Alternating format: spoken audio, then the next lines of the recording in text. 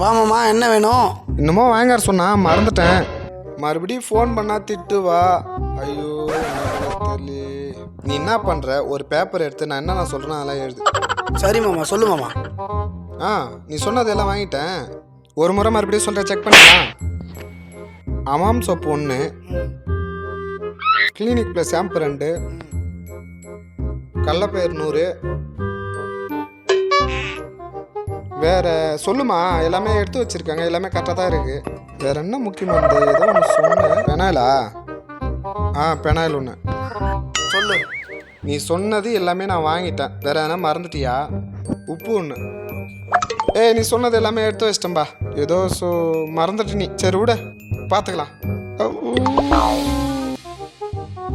செம்ம ஐடியா உனக்கு. எப்படியா இதெல்லாம் சமாளிக்கிறா?